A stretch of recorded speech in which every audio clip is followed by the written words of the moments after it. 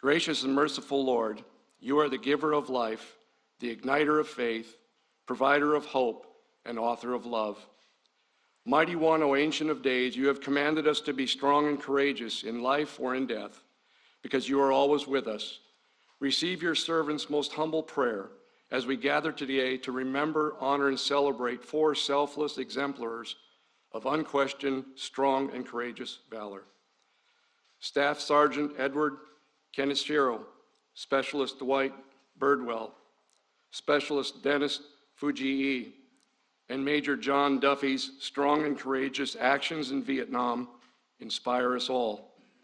Each of these men distinguished himself at the risk of their own lives above and beyond the call of duty. Lord, you provided our nation and our army a buffalo soldier imbued with the courage to believe we can, we will, the commitment of a cavalry raider who was prepared and loyal, the care of a combat medic to preserve life, and the character of a special forces warrior to free the oppressed. When our nation asked who will go, each of these men declared, "Here am I, send me." Today, a grateful nation bestows its highest honor to these men of valor who look not only to their own needs, but to the needs of others in time of extreme crisis. Almighty God, be present with us during this ceremony as we recognize the intrepid service of these heroes. Richly bless the recipients we honor today, along with the many family members, comrades in arms, and dear friends who support them. May the actions of these men in the crucible of combat inspire others to acts of personal courage and selfless service. Guide our nation and leaders. Preserve us all under the canopy of your everlasting love and care. It is in your majestic and mighty name I pray. Amen.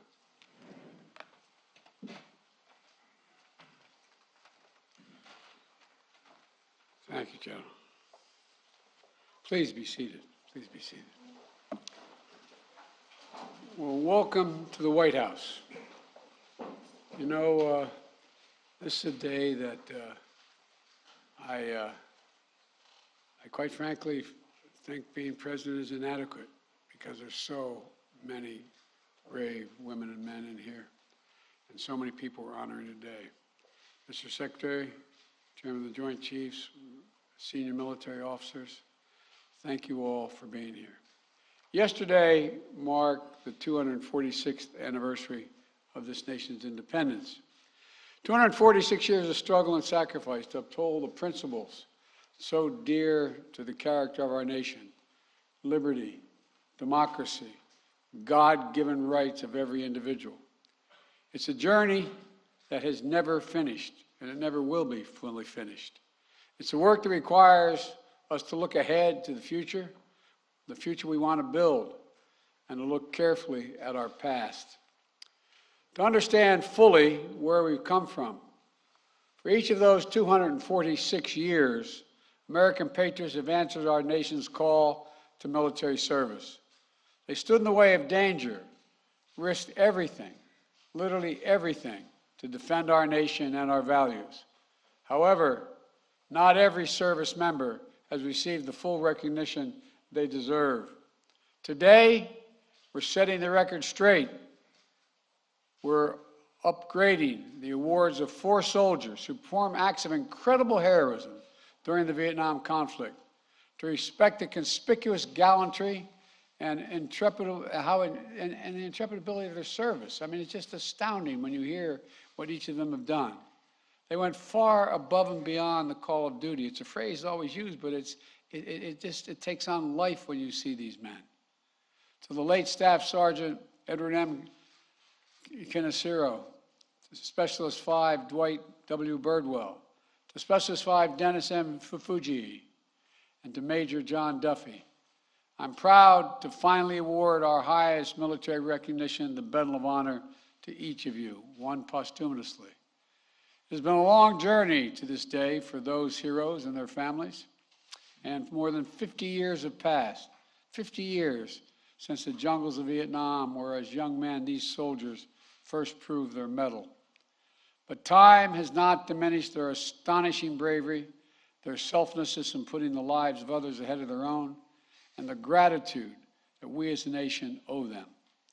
December 1, 1966, Staff Sergeant Kaneshiro was an infantry squad leader. His platoon was navigating toward what seemed to be a peaceful village. It was an ambush. A vastly superior force of North Vietnamese troops was concealed within the village, protected by fortified bunkers, underground tunnels, and a big trench that ran through the entire village. As Staff Sergeant Kaneshiro led his squad to the east of the village, two other squads headed straight in, where the enemy opened fire on them with machine guns and small arms fire, killing the platoon leader, the point man, and pinning down two squads. Hearing the battle unfold, Staff Sergeant Kaneshiro moved his squad toward the sound of the firing, where he quickly jumped into action. The machine gun fire suppressing his platoon mates was coming from a big trench. It had to be stopped. He ordered his men to take cover, and then he advanced alone toward the enemy position, armed with 6 grenades and his M16. Laying flat on the ground, Staff Sergeant Kaneshiro hurled his first grenade.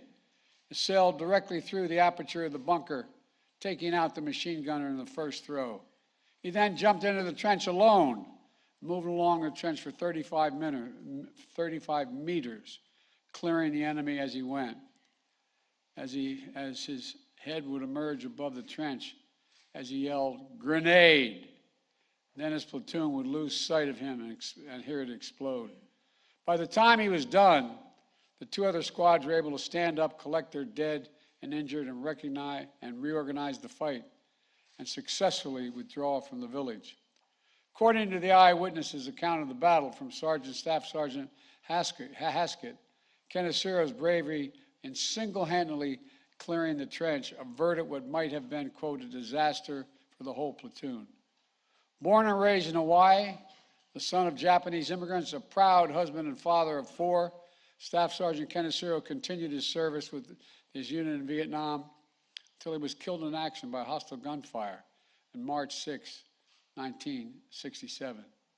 Today, his memory lives on in the lives he saved, in the legend of his fearlessness, and in the hearts of the family he left behind. John, Naomi, Tom, thank you for being here today. And thank you, too, for your sister Doris as well, who could not be with us. And John, thank you for your military service. Your family sacrificed so much for our country. I know that no award can ever make up for the loss of your father, for not having him there as you grew up. But I hope today that you take some pride and comfort in knowing his valor is finally receiving the full recognition it has always deserved. January 31, 1968, it was an opening assault that would come to be known as the Tet Offensive, a particularly bloody period of the Vietnam War. North Vietnamese forces launched an attack on a strategically located air base near Saigon. The first American unit called to respond was that of Specialist 5 Dwight Birdwell. Unknown to approximately 100 men in C Troop, they were moving to be taken on a full regiment of Viet Cong, likely to be more than 1,000 strong.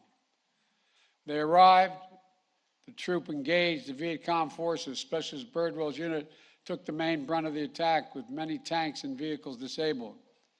When his tank commander was hit and gravely wounded, Specialist Birdwell got him to a place of safety and then took command. He knew his vehicle was on the first line of defense, so Birdwell stood in his commander's hatch at times, half exposed, at times standing entirely out of the tank, fully exposed, laying down suppressive fire on the enemy. He used the tank's cannon. He used the tank's machine gun. He used his personal rifle. He sustained fire, drove back the attackers, and created a place of relative safety for injured men behind the tank to take cover. He provided battlefield updates to his commanders until the enemy shot the communication system right off of his helmet. When he ran out of ammunition, he ran to retrieve an M60 machine gun and ammo off the helicopter that had been downed in a flight to keep firing on the enemy. And even when that M60 was hit by enemy fire, causing it to explode and send shrapnel into Birdwell's face, chest, arms, and hands, he remained on the battlefield. When he was ordered to load onto the medevac helicopter, he complied. This I find amazing. only to crawl right back off the other side and to keep on fighting. That's your call taking orders and causing trouble. God love you. Only after reinforcements arrived and only after he helped treat the evacuees, his fellow wounded, did Specialist Birdwell agree to evacuate himself. At the time, Birdwell received a Silver Star for his outstanding heroism on the battlefield. It took decades for his commanding officer, then General Glenn Otis, to realize Birdwell had not received the full honor he had earned. But in retirement, General Otis made sure to correct the record and fully document Birdwell's actions to make this day possible. A member of the Cherokee Nation, Birdwell credits the Cherokee veterans who came before him and encouraged him to serve when he called. And I might note, Native American communities, a larger percentage, serve in the United States Armed Forces at a higher percentage rate than any other cohort in America. After leaving the Army, Birdwell continued to build a legacy of service in his community in Oklahoma. He started his own law firm, served for 12 years on the Cherokee Nation Supreme Court, and he passed that legacy of service down to his daughter, Stephanie Birdwell, who's with him today, and who serves as the director of the Office of Tribal Relations at the Department of Veterans Affairs. Specialist 5 Birdwell, thank you. Thank you, thank you. And to your wife, Virginia, who I know wishes she could be here with you today, give her our love as well. I'm grateful for all that you've given to our country, and that at long last, your story is being honored as it should have been always. February 18, 1971, Specialist 5 Dennis Fuji, who was serving as a second tour in Vietnam as a crew chief on a helicopter ambulance, conducting a rescue operation in Laos. They were there to evacuate wounded Allied Vietnamese military personnel. But as their chopper attempted to land, it became the target, sustaining heavy damage that caused them to crash land in the middle of the conflict. When a second American helicopter managed to land nearby minutes later, it was able to evacuate all the downed crewmen except the Specialist Fuji. Rather than risk the lives of his crewmates, Specialist Fuji waved off the helicopter, told them to depart, remaining behind as the only American on the battlefield. Several attempts were made to rescue him before Specialist Fuji could find a radio and call off further attempts. It was too dangerous, he said. He stayed behind, ignoring his own wounds, while helping tend the wounded Vietnamese allies on the field. The next night, the enemy force renewed their assault on the Allied lines with heavy artillery. For more than 17 consecutive hours, Specialist Fuji called in American gunships to help repel the attack. He repeatedly exposed himself to hostile fire in order to better observe enemy positions and direct airstrikes against them. On the radio, his fellow Americans knew him as Papa Whiskey, clear-eyed, level-headed soldier, directing airstrikes so precisely they were able to drive back the forces that had come within 15 to 20 meters of a friendly camp. When an American helicopter was finally able to retrieve him, wounded and severely fatigued, 2 days after his air ambulance had crashed, he made it only about 4 kilometers before it crash landed. Specialist Fuji had to wait 2 more days for another South Vietnamese base before he was able to leave the area and receive the medical assistance for his wounds. Speaking to the press shortly after his experience, Specialist Fuji downplayed his own contributions and honored the skills of the Allied Vietnamese troops he fought with, simply saying, I quote, "I like my job. I like to help other people who need help out there." It's amazing. Today, Specialist 5 Fuji, we remember and we celebrate just how many people you helped. I want to thank you and your wife, Ray, who couldn't be here with you today, and your brother, Edwin, for all your family has done for this nation. We will forever honor your commitment to your crew, your allies, and to your country. April 14, 1972, the Battle of Fire Support Base Charlie. A lone American on the base, serving as a senior advisor to the Army of the Republic of Vietnam, was Major John Duffy. They called him Dusty Cyanide. That was his call name. In those days, leading up to April 14th, the battalion command post had been destroyed. Major Duffy had already been twice wounded, refusing evacuation. Efforts to resupply the base had failed, and FSB Charlie was surrounded by the battalion-sized element. For hours, American gunships guided by dusty cyanide took airstrikes on enemy positions. Major Duffy repeatedly exposed himself to danger in order to direct the gunship's fire and keep the battalion from being overrun. He even called in one strike, extreme danger close, to his own position in order to drive back the advancing attack. And when he was wounded again, he again refused evacuation. He worked side by side to organize the defense of the base with the Vietnamese commander, Major Miley, who was here today. Major, where are you? Major, thank you for being here. Thank you for your service.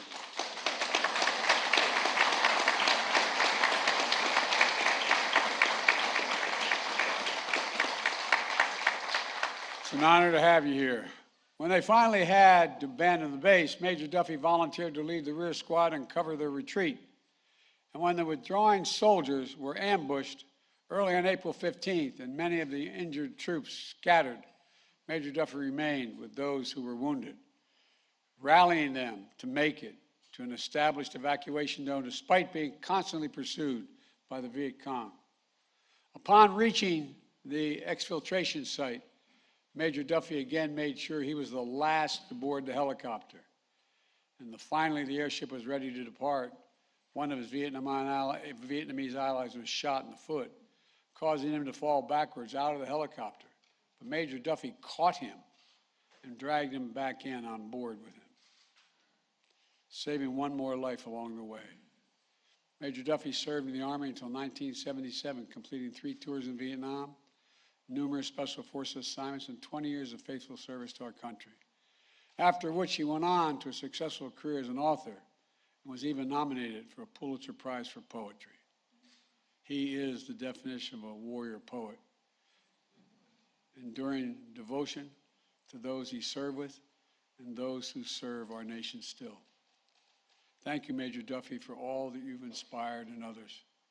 And as Commander-in-Chief, I know this is not only for those who wear the uniform of our nation who serve, it's your families as well. So Mary, thank you for all that you sacrificed over the years as well. To Marcus and Judd, I want to emphasize what you already know. Your grandpa's a hero, flat out, unadulterated hero. We're able to take these actions today to upgrade the awards and properly honor the duty and devotion of those soldiers. Thanks to individual dedication of those who serve with them.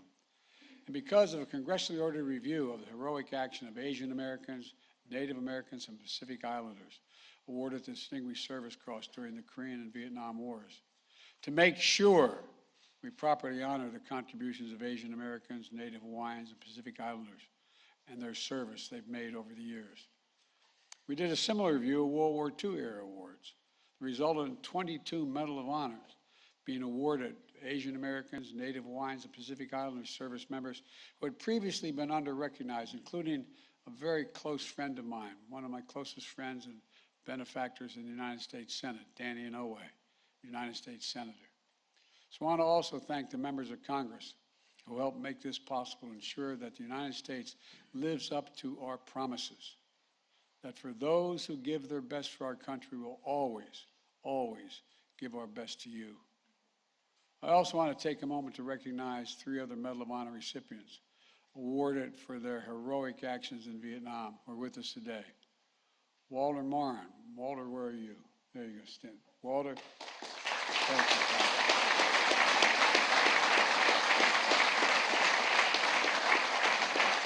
and James McLuhan.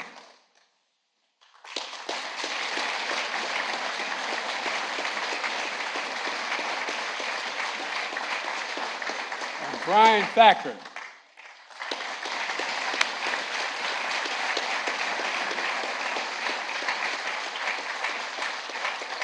Thank you for being here to help us recognize these newest honorees. And I want to also note that last week we lost a giant in this community.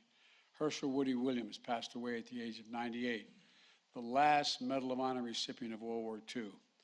Honored by President Harry Truman for his valor during the Battle of Iwo Jima, Woody Williams will soon lie in honor in the United States Capitol, and his passing is a reminder of what so many Americans of our greatest generation sacrificed to preserve liberty, democracy, and for our nation and for the world.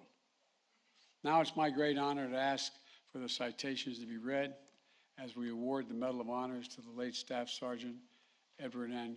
Kaneshiro, Specialist 5 Dwight D. Birdwell, Specialist 5 Dennis M. Fuji, Major John J. Duffy. Thank you all, and may God protect our troops. Thank you. For my staff tonight.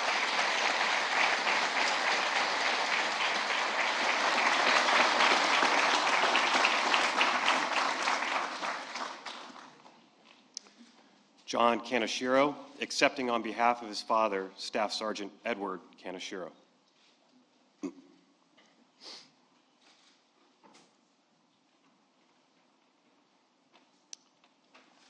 Attention to orders.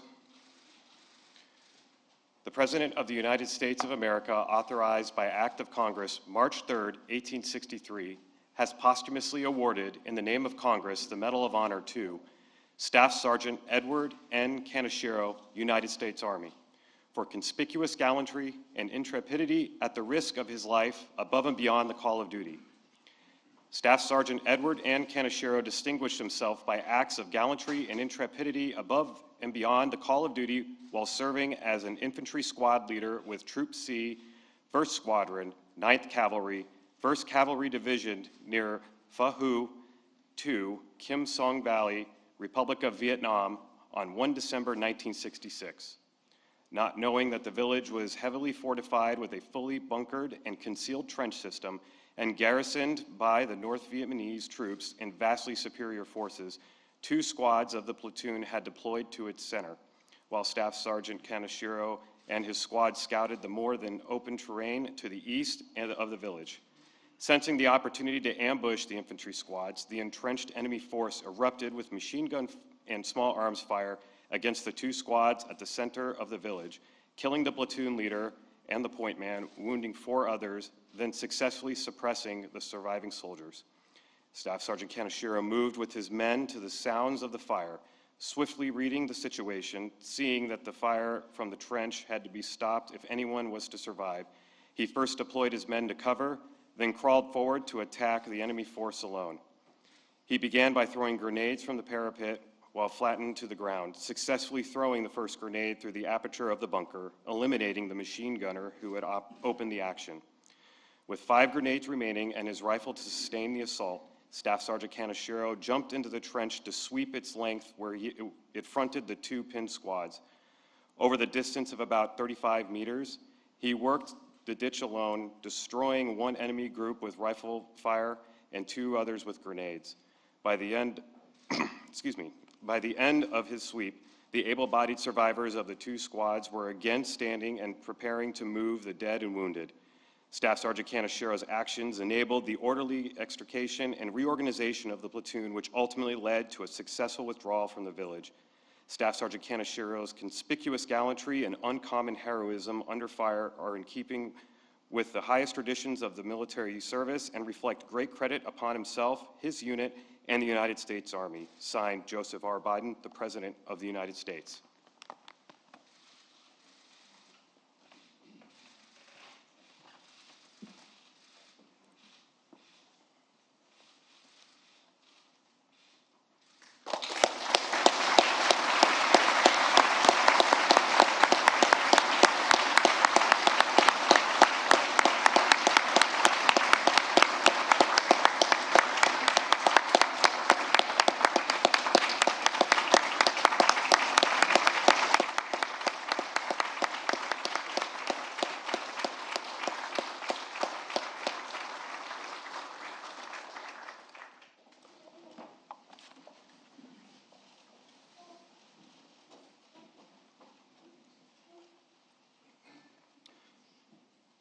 Specialist 5, Dwight W. Birdwell.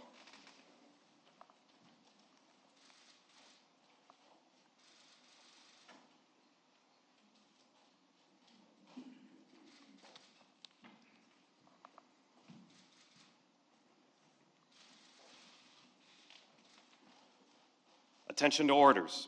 The President of the United States of America, authorized by Act of Congress, March 3, 1863, has awarded in the name of Congress the Medal of Honor to Specialist 5 Dwight W. Birdwell, United States Army, for conspicuous gallantry and intrepidity at the risk of his own life above and beyond the call of duty.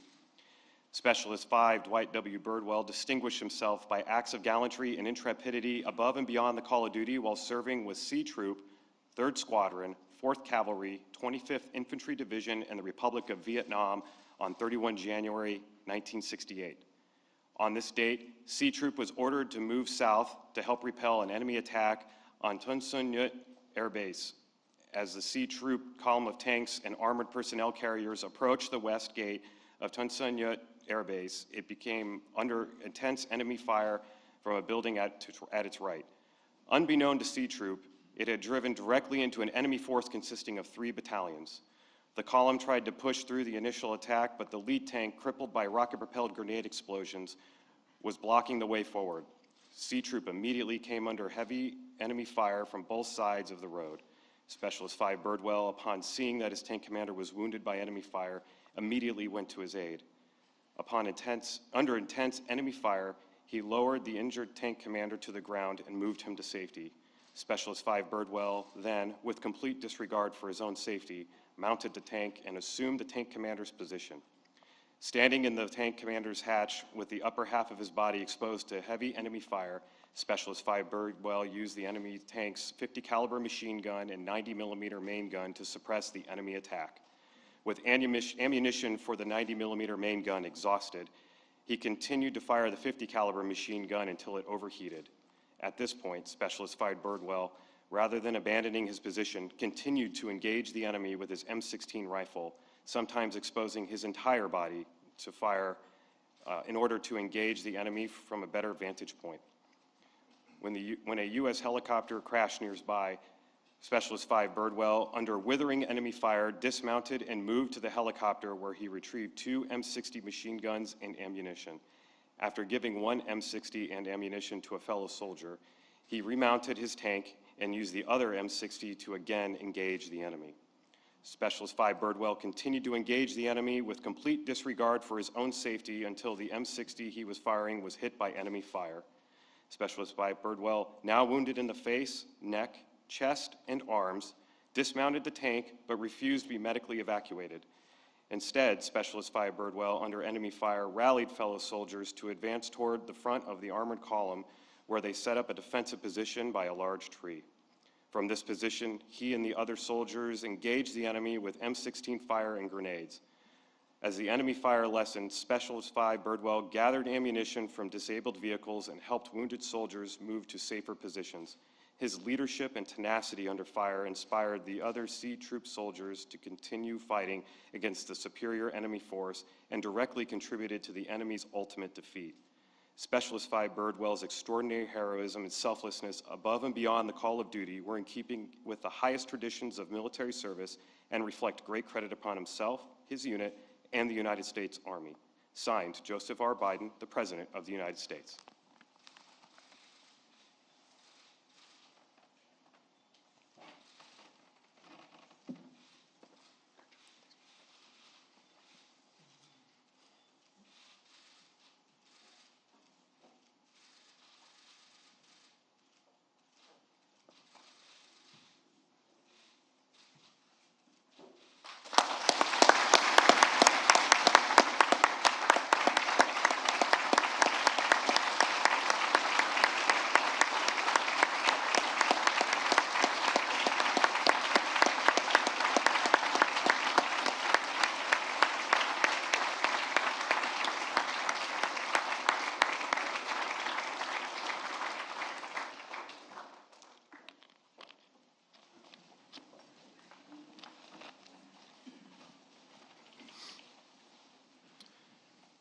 Specialist 5, Dennis M. Fuji.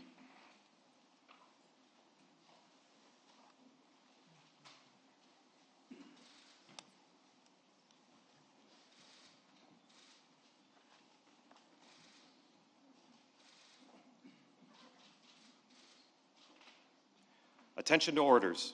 The President of the United States of America, authorized by Act of Congress, March 3, 1863, has awarded in the name of Congress the Medal of Honor to Specialist 5 Dennis M. Fuji, United States Army, for conspicuous gallantry and intrepidity at the risk of his own life and above and beyond the call of duty. Specialist 5 Dennis M. Fuji distinguished himself by conspicuous gallantry and intrepidity beyond the call of duty while serving as crew chief aboard a helicopter ambulance during the rescue operations in Laos, Republic of Vietnam, during the period of 18 to 22 February 1971. Specialist 5 Fuji was serving with the 237th Medical Detachment, 61st Medical Battalion, 67th Medical Group. The team's mission was to evacuate seriously wounded Vietnamese military personnel from the midst of a raging battlefield. The aircraft's primary approach to the bullet-infested landing zone was thwarted by heavy volumes of enemy fire directed at the specialist's helicopter. As the pilot made a second landing attempt, the enemy concentrated a barrage of flak at the air ambulance, which damaged the craft and caused it to crash in the conflict area, injuring Specialist 5 Fuji. Moments later, another American helicopter successfully landed near the wreckage of the specialist airship and extracted all the downed crewmen except for Specialist 5 Fuji, who was unable to board the helicopter due to intense enemy fire directed at him. Rather than further endanger the lives of his comrades aboard the second helicopter, Specialist 5 Fuji waved the craft out of the combat area and remained behind as the only American on the battlefield. Subsequent attempts to rescue the specialist were aborted due to violent anti-aircraft fire. Specialist 5 Fuji finally secured a radio and informed the aviators in the area that the landing zone was too hot for further evacuation attempts. During the night and all through the next day, Specialist 5 Fuji disregarded his own wounds as he administered first aid to the Allied casualties. On the night of 19 February, the Allied perimeter came under ruthless assault by a reinforced enemy regiment supported by heavy artillery. Once again obtaining a radio transmitter, Specialist 5 Fuji called in American helicopter gunships to assist the small unit in repelling the attack. For a period of over 17 consecutive hours, Specialist 5 Fuji repeatedly exposed himself to hostile fire as he left the security of his entrenchment to better observe enemy troop positions and to direct airstrikes against them.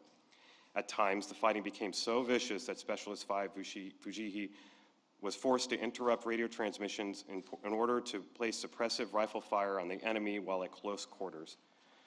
Though wounded and severely fatigued by 20 February, the specialist bore the responsibility for the protection and defense of the friendly encampment until an American helicopter could land and attempt to airlift him from the area. As his air ambulance left the battlefield, it received numerous hits and was forced to crash land at another South Vietnamese Ranger base approximately 4 kilometers from the specialist's original location.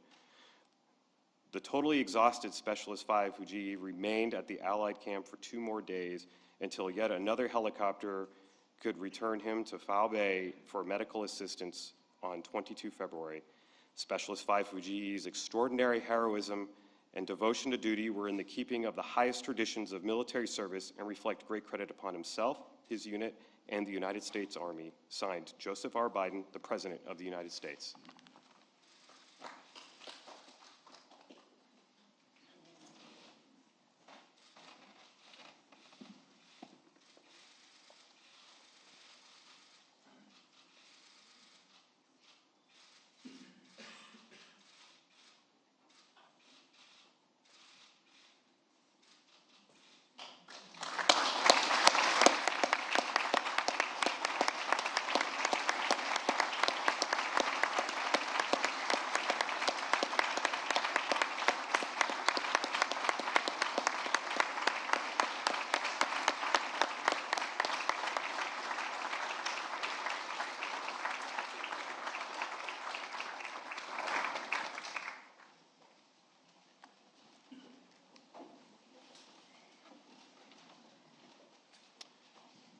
Major John J. Duffy.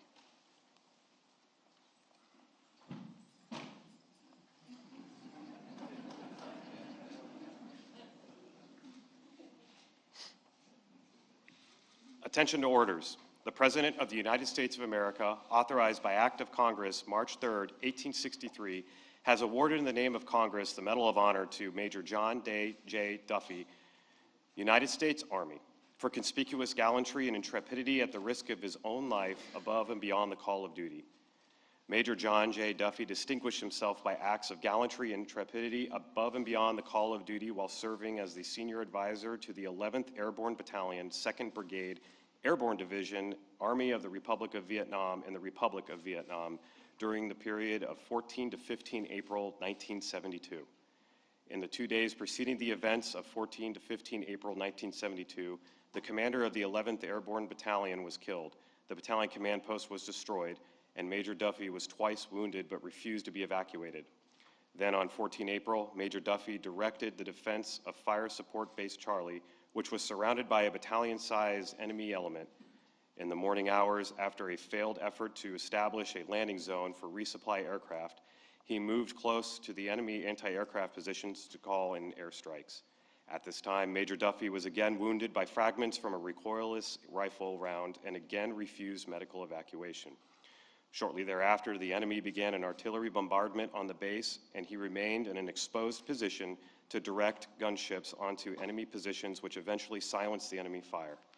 Following the bombardment, Major Duffy assessed the conditions on the base and personally ensured the wounded friendly foreign soldiers were moved to positions of relative safety, and the remaining ammunition was appropriately distributed to the remaining defenders.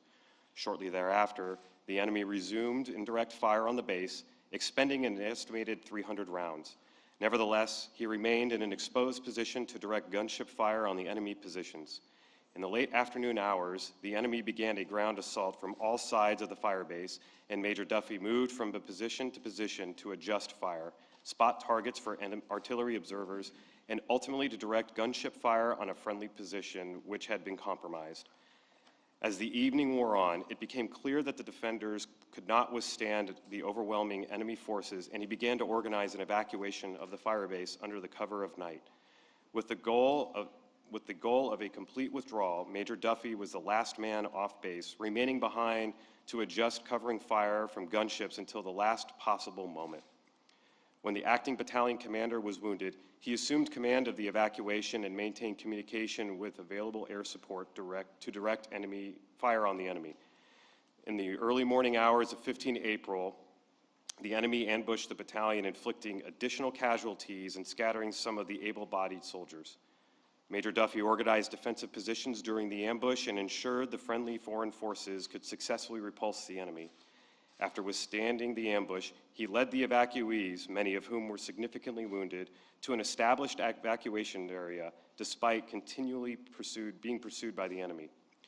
Upon reaching the exfiltration site, Major Duffy directed gunship fire on the enemy positions and marked a landing zone for the helicopters. Only after ensuring all of the evacuees were on board did Major Duffy board while also assisting a wounded friendly foreign soldier in with him. Once on board, he administered aid to a helicopter door gunner who had been wounded during the evacuation. Major Duffy's extraordinary heroism and selflessness above and beyond the call of duty were in keeping with the highest traditions of military service and reflect great credit upon himself, his unit, and the United States Army. Signed, Joseph R. Biden, President of the United States.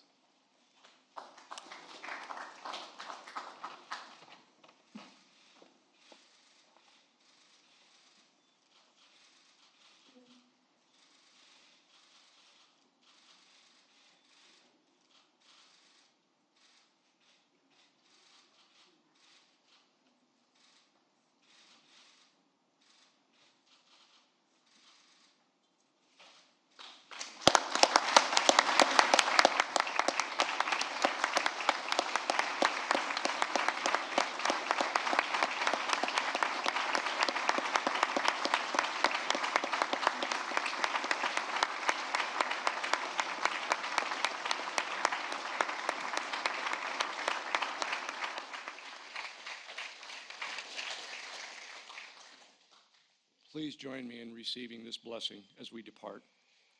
Most holy God, thank you for the lives of these men who inspire and challenge us to extraordinary acts of service. May each of us dare to follow the examples of the warriors in the face of seemingly insurmountable moments of danger and crisis and be like them in kind. Bless Specialist Birdwell, Specialist Fuji E, Major Duffy, and the Kaneshiro family, as the names of these men are forever etched into our nation's proud history and the pantheon of heroes who have gone before. May their legacies be the true north for us to seek, and may we all strive to be strong and courageous in the face of a myriad of challenges that life may bring our way. Keep the lamp of liberty burning bright and our nation strong. It is in your holy and mighty name I pray. Amen.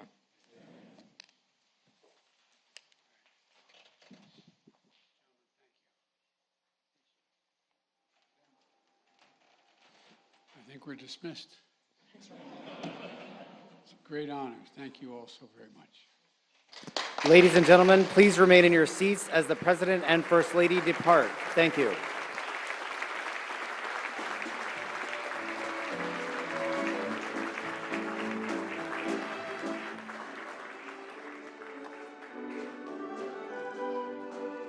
Mr. President, do you plan to go to Highland Park, sir? Do you and the First Lady plan to visit Chicago?